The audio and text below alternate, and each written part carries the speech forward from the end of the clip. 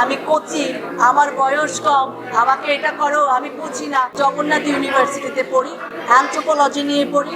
আমার graduation complete করতে আরো কিছু দিন লাগবে। রাবিশ কথা বলবেন না। আমি কিচ্ছু রাবিশ বলছি না, অবশ্যই আমি রাবিশ কথা বোঝানোর বলছেন। চেষ্টা করছি না। অবশ্যই রাবিশ কথা বলছেন। বেসরকারি একটি টেলিভিশনের টকশো টু দ্য পয়েন্টের সঞ্চালনা করে তুমুল আলোচনা আসেন দীপ্তি চৌধুরী। সম্প্রতি তাকে নিয়ে নতুন একটি সিনেমা নির্মাণের পরিকল্পনা করেন প্রযোজনা প্রতিষ্ঠান জাজ মাল্টিমিডিয়া কর্ণধার আব্দুল আজিজ।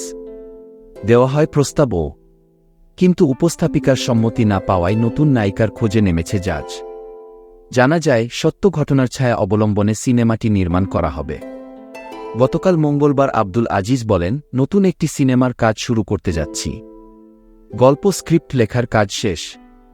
এর জন্য একজন নতুন মুখ খুঁজছি।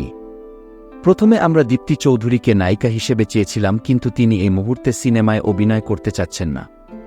নায়িকা হওয়ার প্রস্তাব কেন ফিরিয়ে দিলেন দীপ্তি, এমন প্রশ্ন অনেকের মনেই ঘুরপাক খাচ্ছে। উত্তরে এই উপস্থাপিকা বলেন, এই মুহূর্তে আমি সিনেমা কিংবা অন্য কোনো কিছু নিয়েই ভাবছি না।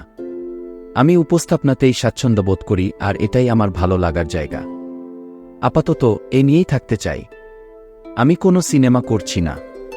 উল্লেখ্য, প্রযোজনা প্রতিষ্ঠান জাজ মাল্টিমিডিয়ার ব্যানারে বেশ কিছু ব্যবসাসফল সিনেমা মুক্তি পেয়েছে।